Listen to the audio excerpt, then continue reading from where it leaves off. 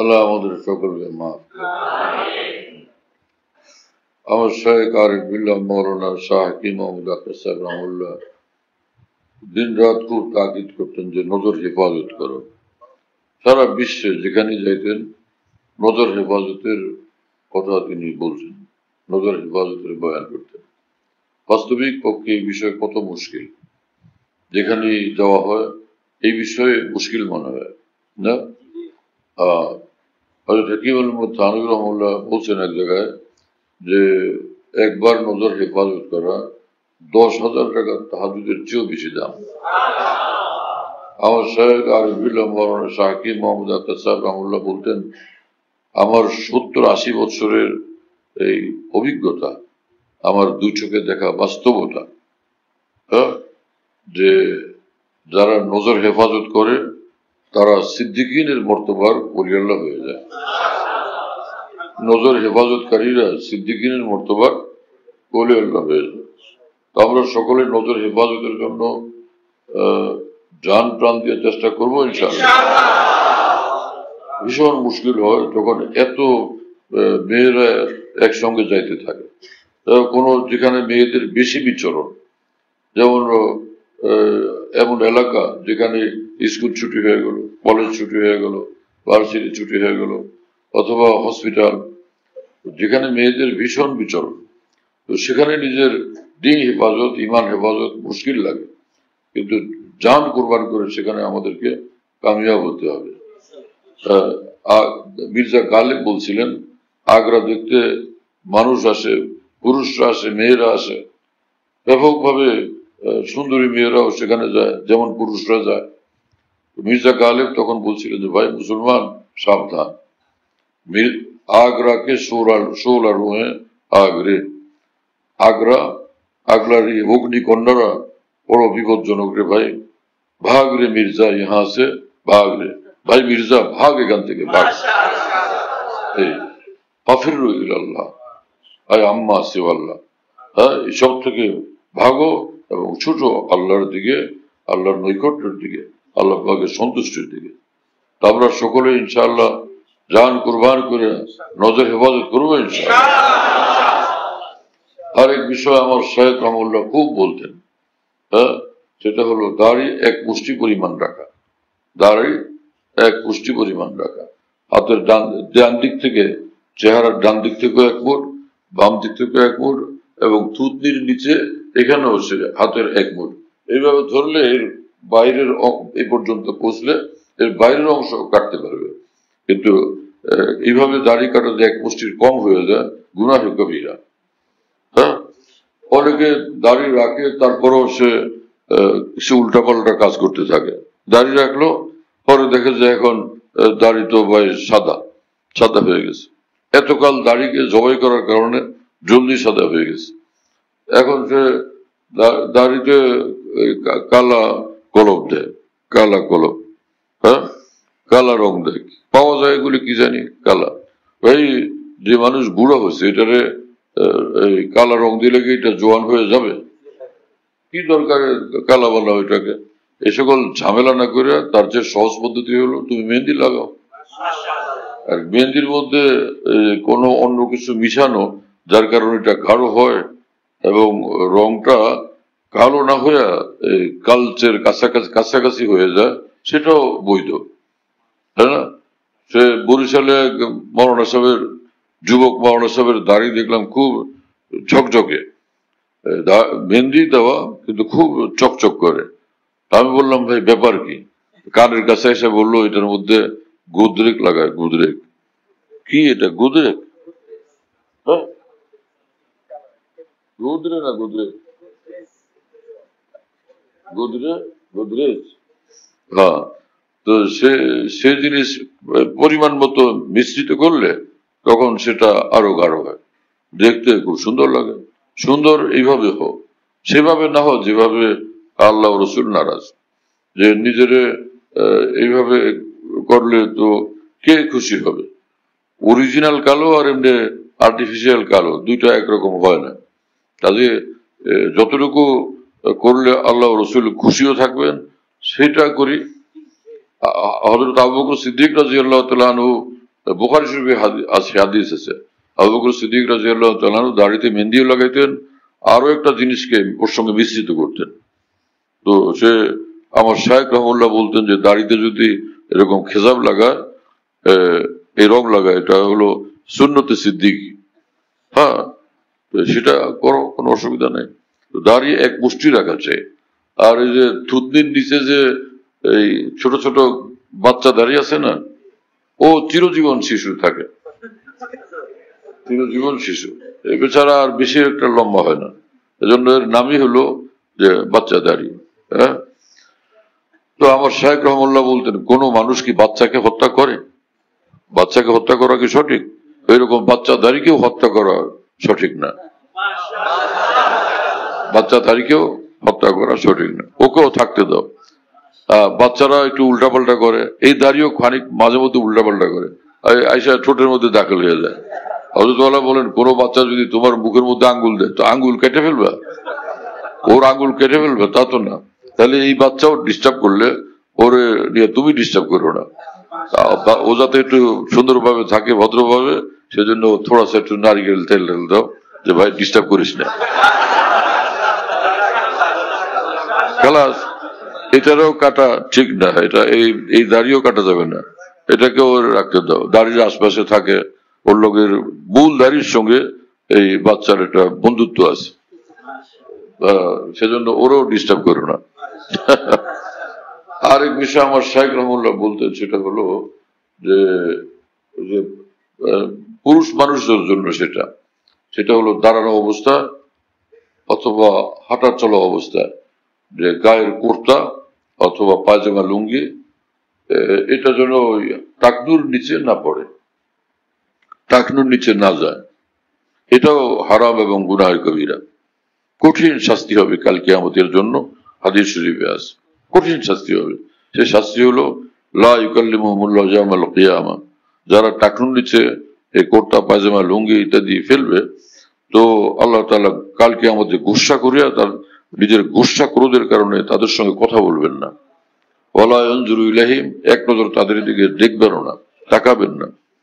হ্যাঁ, ওয়ালাহুম আযাবুন আলীম, এবং তাদেরকে যন্ত্রণাদায়ক শাস্তি দিবেন। নাউযুবিল্লাহি তাআলা মিন যালিক। তাহলে এটা গুনাহ সগীরা হলো না কবিরা?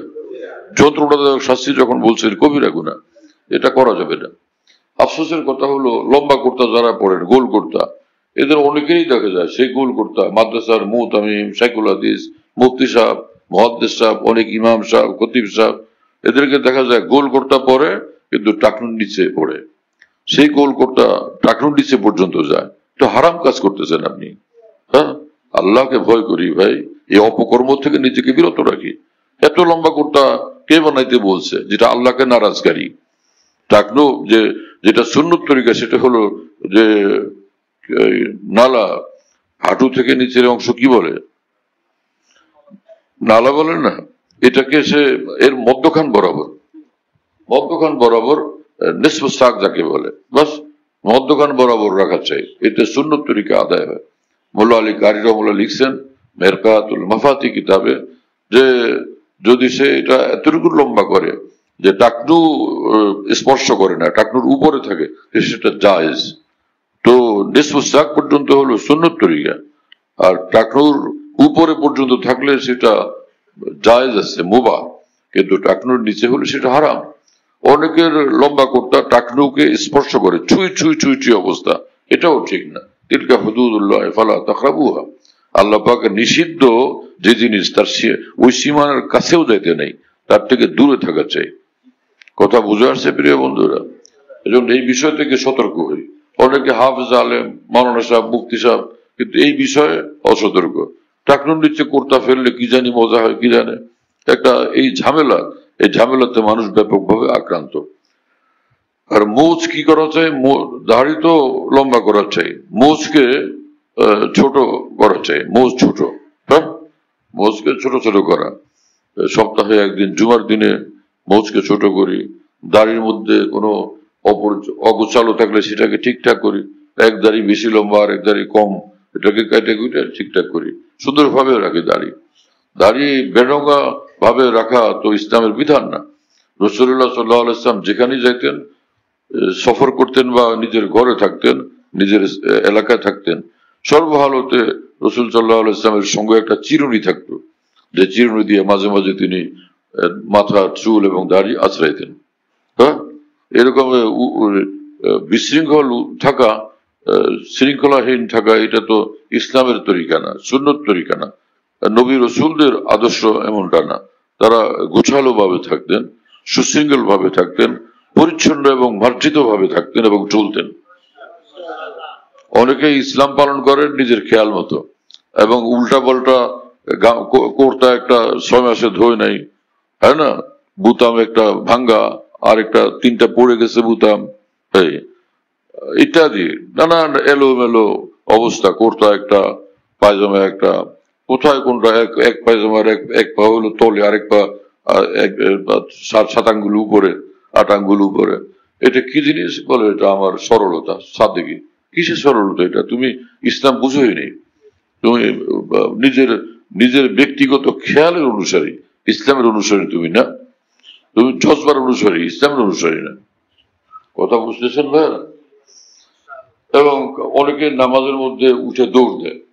সব মানুষ নামাজ পড়ে, সে উঠে ফালাফালাফি করে। বুজুর্গ হয়েছে যে সাহাবায়ে কেরাম, লক্ষাধিক সাহাবা রাসূলুল্লাহ সাল্লাল্লাহু আলাইহি ওয়াসাল্লামের সঙ্গে ছিলেন, তো তারা মসজিদে নববীতে বা মিনা, আরাফা, মুজদালিফায় কোন জায়গায় নামাজের মধ্যে দৌড় দিয়েছিলেন? এই ইসলাম তুমি কোথায় কোথায় পেয়েছো? এটা তোমার গুমরাহি, এ তোমার পথভ্রষ্টতা, হ্যাঁ, এগুলো শয়তানের ধোঁকা।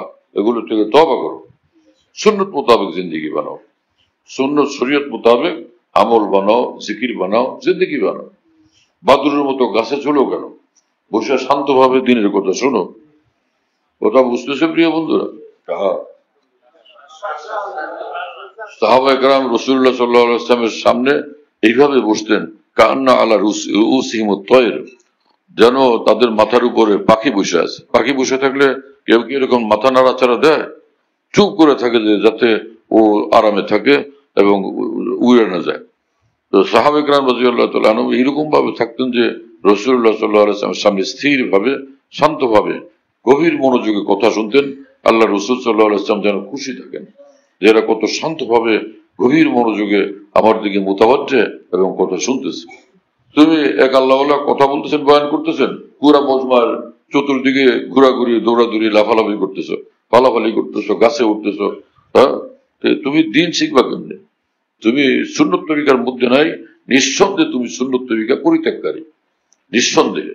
এ সকল তামাশা করবা না, সুন্নত তরিকার মধ্যে থাকো, আল্লাহ রসুল সাল্লাল্লাহু আলাইহি ওয়াসাল্লামের তরিকার মধ্যে থাকো, সাহাবায়ে কেরাম রাদিয়াল্লাহু আনহুমের সুন্দর আদর্শের মধ্যে থাকো, তো দিনের মজা পাবা। এখন তুমি নফসের মজা নিতেছো, দিনের নামে দিনকে বদনাম করতেছো, এটা সহি না। তো কি হলো তাহলে? সে মোজ ছোট করা, দাড়ি বড় করা, তাই না? আর পায়জামা, টাকনুর নিচে কাপড় চোপড় না ফেলা, এটা পুরুষদের জন্যই আমল। ঠিক আছে ভাই, ইনশাআল্লাহ তাআলা। হ্যাঁ, আর মেয়ে মানুষরা রাসূলুল্লাহ সাল্লাল্লাহু আলাইহি ওয়াসাল্লামের জমানায় যখন পর্দার আয়াত নাজিল হলো না, তো ওই কি আয়াত পাক, ইউদনিনা আলাইহিন্না মিন জালাবিবিহিন্না, কোরআন শরীফের আয়াত, কি সুন্দর কথা। তো মুশরিকরা, মুশরিক যে মেয়েরা, কাফের মুশরিক, ওরাও ওরকম একটা চাদর মাথায় দিত। চাদর এখানে মাথায় দিয়ে উল্টে দিত পিছনের দিকে, পিঠের দিকে। তো ইউদনিনা আলাইহিন্না আয় আলা উজুহিন্না, মুফাসসিরিন লিখছেন চেহারার উপরে। মুসলিম নারীরা তারা এরকম চাদর ঝুলিয়ে দিতেন এইভাবে, যে যাতে চেহারা না দেখা যায়। কথা বুঝেন নাই? তো এর ব্যাখ্যায় মুফাসসিরিন লিখছেন যে যারা মহিলা সাহাবী ছিলেন, তারা যে চেহারার উপরে যে কাপড়টা ঝুলে দিতেন, তারা তো দেখবেন কেমনি রাস্তা, পরে বাম চোখ খোলা রাখতেন, বাম চোখ খোলা রাখতেন। এখন অনেকে চোখ দুইটা খোলা তো রাখে, কিন্তু ওই এমন ভাবে খোলা রাখে যে চেহারারও কিছু অংশ দেখা যায়, কপালের দিকেও উঠে থাকে, কপাল টপাল দেখা যায়। যারা এই শরী পর্দার মধ্যে থেকে রাস্তাঘাট দেখার জন্য এরকম করেন, তাদের খেয়াল রাখতে হবে যে কপাল যেন খুলে না যায়, চেহারার অংশ যেন প্রকাশিত না হয়।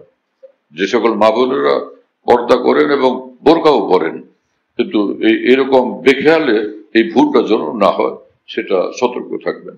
আল্লাহ তাআলা কবুল করেন, তৌফিক দেন। ওয়া আখিরু দাওয়ানা আলহামদুলিল্লাহি রাব্বিল আলামিন। সাল্লাল্লাহু আলা নবিয়্যিল কারীম।